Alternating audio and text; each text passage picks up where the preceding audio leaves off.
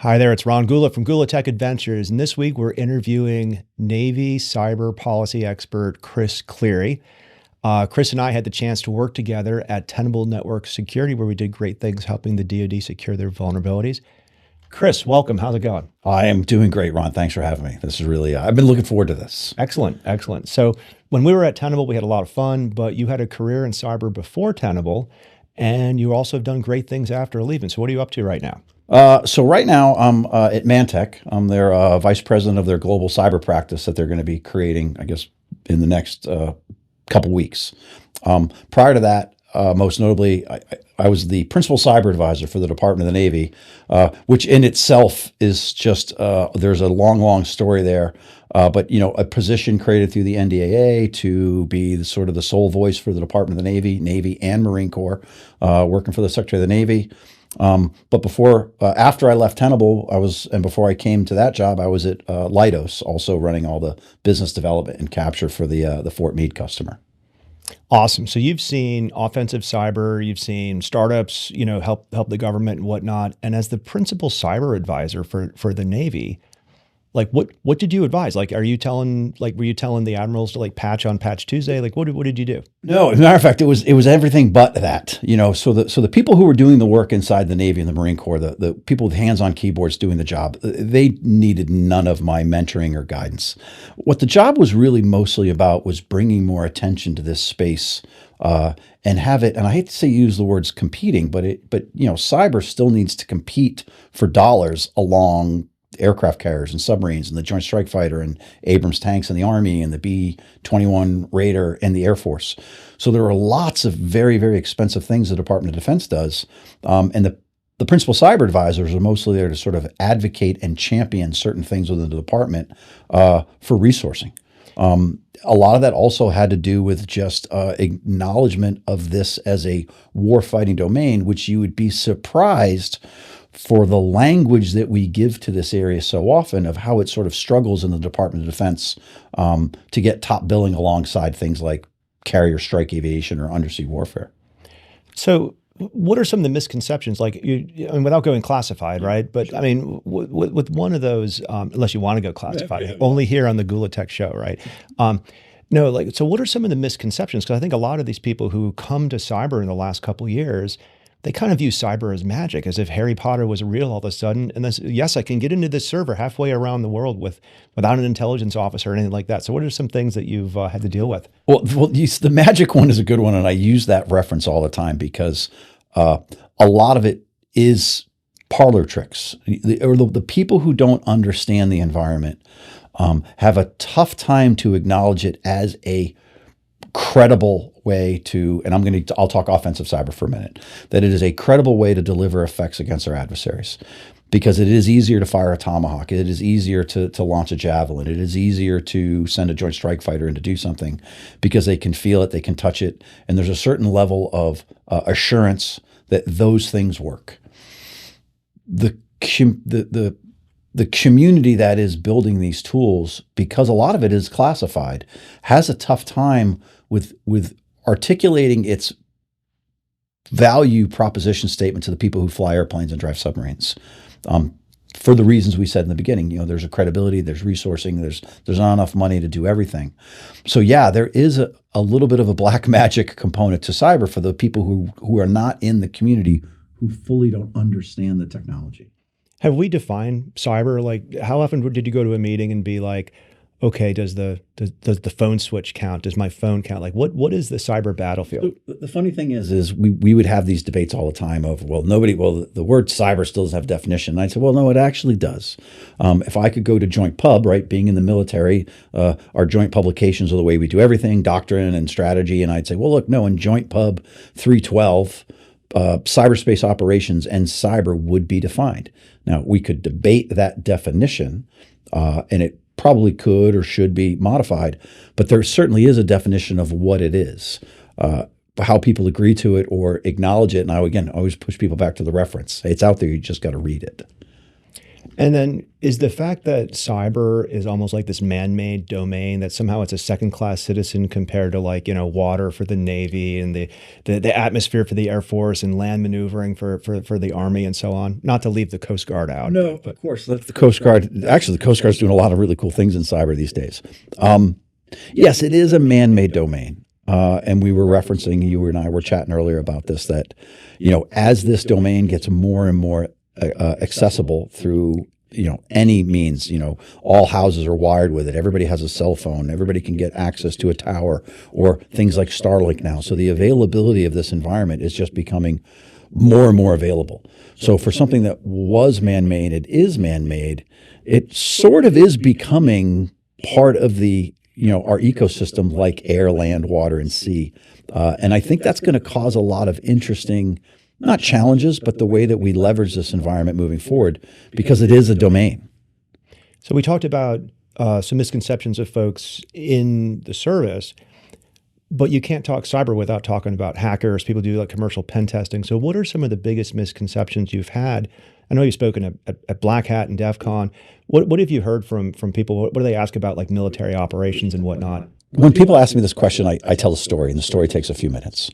And basically, I did give a talk at DEF CON in 2011, and after the talk was over, a lot of people wanted to ask me questions. And because I gave the talk through the lens of being sort of a military planner, it wasn't overly technical, which is probably what maybe people were looking for. They pulled me aside, and there was a question and answer period, and I could tell they wanted to take me down a notch. And I said, look, all right, let me ask the group a question. It was probably 20-year-olds there wanting to chew into me a little bit. And I said, look, how many of you know how to do a distributed denial of service attack? And of course, every hand goes up in the air. And I said, great. I said, okay, well, how many of you could do it right now? And the same 20 hands go up in the air. And I look at a few of them, and I said, well, you got your hands in your, what, telekinetically? I mean, you do it through brainwaves? And they said, well, no, we need our computer. And I said, well, where's your computer? Well, it's at the Bellagio. I go, we're not at the Bellagio, we're at the Rio. So I said, what you meant to say? And I drag this story out, and there's a whole bunch of back and forths, and I'll sort of jump to the chase. And I said, what you meant to say is in 40 minutes with $20, with access to a cab, once I got to my hotel room, with connectivity to the internet, with power from my machine, with this bit of intelligence, with two other guys, we could do this operation predicated that we had access to a bathroom and pizza showed up every 12 hours for 2 weeks before we murdered each other in this room. And I said, that's what you meant to say, right? And I think what the realization was is, yes, there's the technical side that I need people to do. But this all lives within a much larger sort of military planning or operational construct that says people have to gather intelligence for you. People have to buy the laptop that you're going to use. People have to figure out how to network that laptop into the environment you're going to operate in. Somebody has to buy the pizza. So there's so many other things that go into your ability to conduct whatever operation we're asking you to do. And the sort of the military planners are the ones that sort of understand how to bring all these things together to ensure that you're successful doing what I need you to do. Because in that line of questioning, I never once accused you or asked you if you could do the thing that I need you to do. I know that you can do that. I have to give you all the other things for you to be successful in doing that. That's excellent. So when the military planners are planning offensive and defensive operations, how often do they have to consider civilian targets? Like, is Microsoft a legitimate target in a cyber war? Is Google? Is Salesforce? So this becomes a very interesting thing, and particularly with what's going on right now with, let's say, the Volt Typhoon stuff, where even the director of the FBI has said the Chinese are building weapons to engage critical infrastructure. Now, as horrible as that sounds, and it does sound horrible, under certain pretexts, the laws of armed conflict, those infrastructures may be legitimate military targets. So if we're living in Baltimore and the fort is right in our backyard, if we're looking at targeting Baltimore Gas and Electric, because that electricity goes to make the National Security Agency operate, that's a legitimate military target. Yes, there's going to be a civilian impact for that as well, and that should be considered by Chinese military planners. We would do the same thing on our side, but it doesn't take away from the fact that in certain notions, that's on the table. That's within the boundary of the rules. So yes, Microsoft, Amazon, Google, all of those companies that do any business with the Department of Defense, by the very nature that they do business with the Department of Defense, they open themselves up as legitimate military targets. So cyber is kind of a new thing right now, but is there a historical precedence for, a weapon that was introduced that was new? We had these red lines, before a war, but after a war, it was game on. So you're a good straight man. Thank you for that question. The submarine. What's interesting about the 2020s is for all the arguments and debates that we're having over cyber, space, EW, IO, autonomous systems, machine learning, artificial intelligence. 100 years ago in the 1920s, we were having very, very similar arguments over the airplane and the submarine. And the submarine is the one that I think is probably the closest to the warfighting side of all this. Because leading up to World War II, the United States was very adamant that we would only use the submarine in a very, very militaristic way. Our skippers were only going to use that platform to engage the capital ships of our adversaries, aircraft carriers and submarines. We thought what the Germans did in World War I was abhorrent, the way that they engaged maritime shipping, merchant mariners, non-combatants, to put that war material at the bottom of the ocean. So after World War I, there came to a point in the there was one of these Navy treaties or conventions in 1923 where even the United States went and said, we should abolish the submarine. We think it's sort of an immoral, unethical way of warfare. And leading up to World War II, we said that we would conform to a thing that we called cruiser warfare, which said if there was a non-combatant or a non-belligerent in the area, we would approach it, we would search it, and if it was carrying war materials, we would either turn it out of the area of hostilities, we would seize it, and if, God forbid, we had to sink it, the crew would be provided quarter. Well, what got really interesting is 4 hours after the attack on Pearl Harbor, December 7th, 1941, by noon that day, an order had gone out that said simply execute against Japan, which meant conduct unrestricted submarine warfare on the nation state of Japan. So if anything that had a white flag with a red circle, it went to the bottom, merchant, warship alike. And we embraced this idea of unrestricted submarine warfare tenfold in what the Germans did in World War I. So when you take that and you start thinking about the possibilities of what cyber and cyber warfare mean today, our adversaries are probably unconstrained by the way they're going to think about using that target set. We don't know if what happened today with the AT&T and Verizon, and we don't know if that's a cyber attack. It's probably not. But those things are possible, and that could be an interesting way to disrupt, certainly confuse people in an area if that was your objective. So I think we're going to see a lot more of this before we get our hands around it. So if I took a truck full of explosives and I went to a phone switch and I blew it up, hopefully I don't hurt anybody, but that's clearly an attack. I've taken that down. However, I might have tried to do that and I got stopped. We get attacks all the time that aren't really attacks, right? They're probes. So how do you go not only to justify what's a cyber attack, but when is it, do you think, becomes an act of war? Well, we are certainly debating this right now. The closest we can come to it, I know the Talon. I always get the name wrong, but it's a group that there's a cyber center in Estonia that looks at a lot of these, and they have established norms. They've tried to establish norms. One of the norms are critical infrastructure should be out of limits for both. There's no reason why you should engage critical infrastructure to be even on somebody else's critical infrastructure where there's no inherent intelligence value to be gained from that. Which apparently we found China on our critical infrastructure. Right. I haven't heard a declaration of war. Well, because we have, as the United States, we haven't agreed to those norms for our own probably selfish reasons.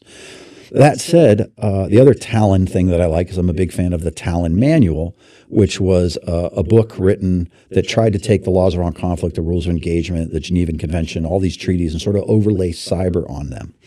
Well, there is a section in there that talks about, I think it's Rule 102 or Rule 102, a cyber attack. Well, a cyber attack is something that is designed to injure or kill personnel or damage or destroy equipment. So if you had that intent, I would argue Stuxnet would certainly fall into the definition of a cyber attack. It was designed specifically to destroy a piece of equipment, to ultimately degrade the uranium enrichment plans of the Iranians. That certainly falls into that category. You could back out of there and say, SolarWinds, was SolarWinds an attack? It was about getting access to information. It was about exfiltrating things once I found it. Is that, I'm not doing it in the intention to destroy or damage, kill or injure. That probably doesn't meet the level of attack. But what we need to do is ensure that when we use the word attack, we use it in very specific ways, because we've used it so often that it's begun to lose its meaning, and everything is a attack. So I like to think about science fiction and war fiction as a guide for what this could be, because I think those are the folks who are giving a lot of thought to how it goes. So we've had Ghost Fleet. What was the book by Admiral 2034? 2034, right? Bad cyber leads to nuclear war with China, right? So what are some examples that you've read or are aware of, whether it's the movies or not, that we can learn from here? Well, first of all, those are great books. Ghost Fleet and 2034. I think Stravitas just put the 2044. There's a sequel to that. I haven't read it yet. It's out. I go back to some of the oldies but goodies, right? My favorite movie is the Die Hard, Live Free, Die Hard. We've all seen it. What's interesting about that movie is it came out in 2007, but it was based on an article in Wired magazine that was written 10 years beforehand that basically talks about a critical infrastructure kind of attack, the things that we need to be more aware of. Well, what was an article in 1997 that turned into a movie in 2007, you jump almost 20 years beyond that movie, and we're seeing some of this stuff in the wild. Those things that happen in the Live Free, Die Hard movie are not that outrageous when you think about it today. And using that movie again as an example, it's a good, if you really watch the movie through the lens of sort of the eyes of a military planner, most of the cyber things they do in that movie are done as a distraction to take their attention away from what the bad guy's really trying to do. They're trying to go to the Social Security Administration, which is where all this information is going to be downloaded, and that's the target. And they're going to go and they're going to steal, all this data, and they're going to have all this, worth billions and billions of dollars. Everything else is a distraction to the authorities to keep them from really seeing what's going on over here. And I think they did that in a pretty decent way of how they chained all these different events together, that at the time in 2007 when we saw the movie, we're like, you can't mess with traffic lights. You certainly can't blow up a power plant. You watch it today and you're like, I don't know. The thing I like about in 2034 is when China's launching, it's of course horrible to think about, but they're certainly doing cyber attacks as a precursor to the attacks upon Japan, Philippines, that sort of thing. So I feel like cyber, it's not going to stop a Tomahawk missile after it's launched, but it might prevent it from being launched, right? And there's a lot of stories about that along the way. Absolutely. I think the way that we could probably see cyber playing out, like anything else, even the airplane, when it came into existence, said, you could win wars with only airplanes. Well, we found out that's not true. To some degree, except that I guess Kosovo, they would make the argument that you did win almost exclusively with air power. None of these things live by themselves, and cyber certainly is not going to. You're not going to have a quote unquote cyber war that just in its very nature of going back and forth, tit for tat, United States, China, just non-kinetically. Even as much as I wouldn't love to see something like that play out for physical reasons, but I get the war gaming of it. Okay, that's probably a little unrealistic. But to do things that are signaling, to do things that would give you pause. I'll give you just a quick story because my daughter's 24 years old, and I was in Hawaii on a trip with the Marines. I was out in my PCA job, out talking to the Marines in Hawaii. And my phone, we were in an unclassified environment. I had my phone next to me, and it just kept blowing up. And finally, I looked at it. I rolled my eyes, and I got really upset. And it one more time, it blew up, and I was making a point to the group, these Marines I was talking to, and I said, "Look, I'm just going to make the point. My 24-year-old daughter has sent me, and I'm paging through, 26 text messages asking me what the Netflix password is at the house. Dad, what's the Netflix password? Dad, Liam changed the password. Dad, nobody should." Like, her life was coming to an end. 24. She knew I'm in Hawaii. She knew I'm 6 time zones away. And I was the one she had to get to answer this question to get her back online with Netflix. Just think about those kinds of disruptions and how it just impacts day-to-day life. And that wasn't turning the power off, but my 21-year-old daughter did call me first thing this morning when she got up, when her cell phone was not working because of the AT&T outage. And for some reason, I was the one that was going to have to solve her problem. Dad, why is my cell phone not working? Now, just amplify that by thousands of people, and the Amazon thing's not showing up on time, or your lights flicker, or a multitude of things that just simply says, hey, U.S., is Taiwan really that important to you? Because I'll make your life pretty miserable if I choose to, and maybe you're just going to want to sit this one out. That's sort of what scares me about how cyber could be leveraged. You see it through, election issues, through TikTok and social manipulating. Warfare in today is really kind of up here in the gray matter. And if I can just get people to think differently, at the end of the day, it changes their mind to not to do certain things. So that's what scares me most about the cyberspace right now. So I definitely agree with that. I think it's good to talk about the fiction side of it, but unfortunately, we've got two examples of nonfiction going on. We've had a lot of cyber activity before and during the Ukraine Russian invasion there. We also have Israel and Hamas. We're seeing all sorts of cyber, but they're very different. So what have you learned? What do you think we've learned as warfighters, from those two different conflicts? I think the thing that first of all, in the Ukraine conflict, I think we're learning the wrong lesson. And the wrong lesson is because the war went kinetic so fast, and for the things that sort of led up to it from a cyber perspective, and the fact that the Ukrainian lights didn't go off. Well, they didn't go off for lots of reasons, and one of them was the Ukrainians were anticipating that as sort of move one. So they took a lot of actions to ensure that non-kinetic sort of things against critical infrastructure was not going to work. We're certainly not prepared for that over here in the United States. But because it got into a shooting war so quickly, it's very easy to then consider this a shooting war. And what have we been talking about? Drones and the consumption of munitions. And, is the tank obsolete because now I can just put a switchblade up and kill a tank? And okay, because we can visualize all that. We can touch it, we can feel it, we can see it. We're eating munitions at an alarming rate in this country. And some of these very sophisticated munitions take a long time to replace. So that's the lesson. The wrong lesson I think we're taking away from Ukraine is that cyber, it wasn't a player over there. No, it was, and it made the Ukrainians take a lot of pre-hostility decisions to ensure the impact of those kind of things weren't more impactful to the way that they were able to execute their own operations, pre-hostilities, pre-kinetic. I'm not as familiar what was going, let's say, on the cyber side with the Israeli things, but I do know that leading up to the attack, there were cameras that were turned off. There were cyber activity that kept the Israelis from the awareness of the opening phase, those first probably crucial minutes, 15 minutes an hour, that allow probably delayed response time, didn't see people coming over the wall, all sorts of things that were non-kinetically engaged, which was a huge. Probably gave the Hamas a lot of breathing room in the opening salvo of that for them to be more successful. Yeah, it gets back to the whole magic thing because part of this stuff, the techniques are classified. Maybe the actual what worked, what didn't work could be classified. But I'm going to broadcast that to potential enemies and people who are going against our allies and whatnot. But it's hard to take those things out and give the advice to the average person. And that's really true. And I think when I was in my last job, the PCA job, the funny thing about that job, and one day I will write a book and it'll be funny because there was just a lot of funny things that happened in that over those 4 years. When I would talk publicly about this, I would intentionally try to get out over my skis. I was pretty aggressive about talking about things like offensive cyber, and when we came up with the Department of the Navy cybersecurity vision, this idea of secure, survive, strike. And people were like, "Wow!"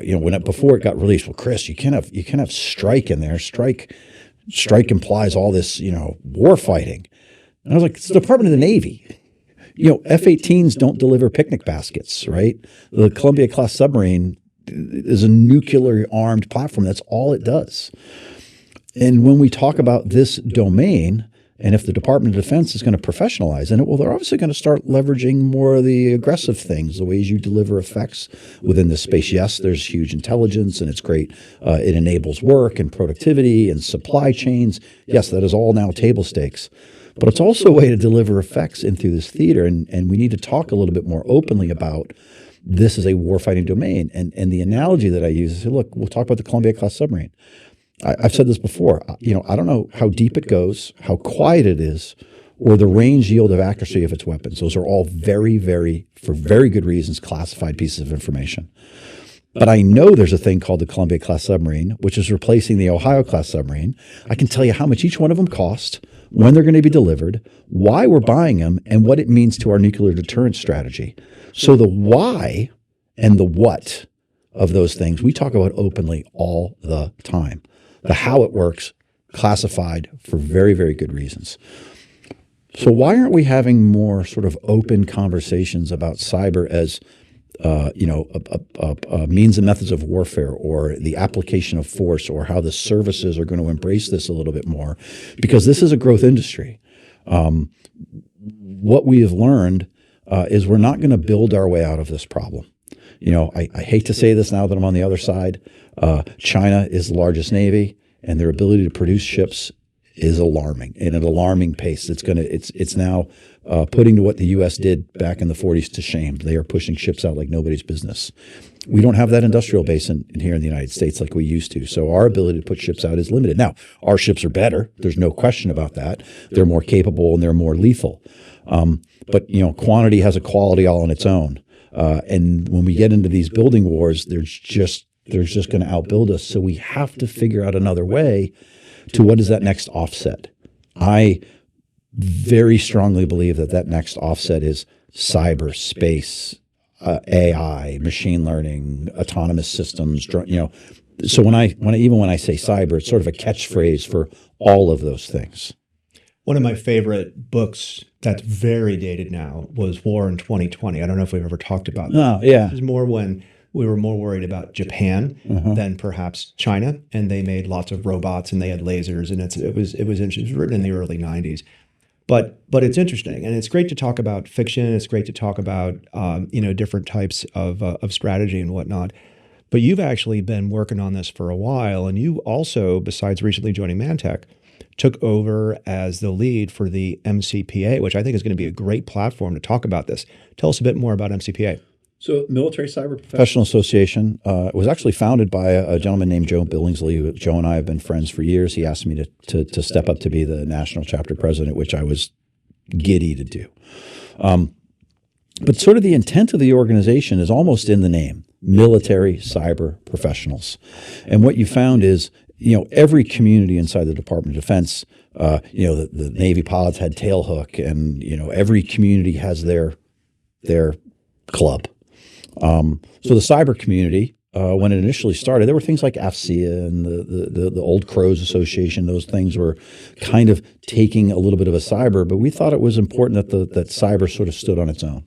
And the professionals, the men and the women, the officer and the enlisted, the active duty, the reservists, there's a whole community of people that have sort of come in and out of organizations like CyberCom, organizations like NSA, organizations like Fleet Cyber and 16th Air Force and our Cyber. And, for a community that's really only been around now the purists will say, Chris, we've been doing cyber for decades and decades. And yes, we have certainly been doing those kind of things. But there was something said for October of 2009 when USCYBERCOM stood up. And I'll call that, the day. So in 2009, when CyberCom was created, that's, in my opinion, when the community really was acknowledged. And, I think we're only a little over a decade into this. There is no member of the military that has started as a fresh cyber whatever, officer enlisted, that has gone through a 20-year career in this space. Matter of fact, the Navy just a few months ago created the Maritime Cyber Warfare Officer. So an ensign graduating from the Naval Academy this year could be the first person that would legitimately be commissioned a Maritime Cyber Warfare Officer, who now has the opportunity to do, hopefully, a 20-year career. And that will be the first person that has literally done an entire career in this space. Everybody else, I really only came into it, when I was a senior lieutenant, junior lieutenant commander is really when I started my thing. A lot of general officers. When I got to CyberCom, it was Major General Lackaman, who was a J3. He was a 2-star just starting this thing called cyber. So we're in the beginning of this community. Really, the MCPA is trying to be the somewhere between the booster club and the kind of the veterans of foreign wars sort of mentality of how do we take this community and give it a place to not call home necessarily, but where do we all come together to tell war stories for the old guys who show up and want to talk to the new guys, and just continue to who can join the MCPA? So anybody. So really anybody can join the MCPA. It's obviously sort of positioned for military cyber professionals. But there's certainly, it's not the 7 degrees of separation of Kevin Bacon kind of thing, but, there are certainly civilians that have worked in the environment, so you don't have to be in uniform to join. There is an application process. There's sort of a vetting process, because we do understand, even you really want to get science fiction-y about it, as more of these cyber professionals get in one sort of bucket, ultimately somebody's going to be interested in trying to get access to that bucket. So there's a little bit of we want to make sure that you're known within the community to one degree or another. I would encourage everybody to go check out, it's milcyber.org is the website. We have a pretty impressive board of advisors. It's sort of the who's who, who's basically created the cyber community. General Hayden, General Alexander, TJ White, Chris Wegeman from 16th Air Force. I mean, the people that have really created this community have all signed up to say, hey, Chris, we'll continue to help move this forward. And there's a lot of, there's industry experts as well that are a part of it. So yeah, I would encourage anybody, please reach out directly to me, and I would love to talk to people about it. I'll definitely put that in the show notes. So with that, Chris, thank you very much for joining us today here on the Gula Tech Adventures YouTube channel here. I hope you enjoyed this. This is Ron Gula. Thanks for spending some time with us. If you want to see more videos like this, please follow the YouTube channel, connect with us on LinkedIn, give us some suggestions for more great interviews like this. Chris, thanks again. Thank you, Ron. Have a great day, everybody. Thanks for watching.